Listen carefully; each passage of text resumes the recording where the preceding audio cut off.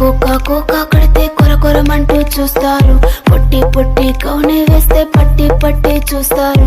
Cocoa కాదు కౌను కాదు కట్టులోన ఏముంది, మీ కళ్ళల్లోనే అంతా ఉంది. మీ మగ బుద్ధి వంకర బుద్ధి. ఊ అంటావా అమ్మావా, ఊ అంటావా అమ్మావా, ఊ అంటావా అమ్మావా, ఊ అంటావా అమ్మావా.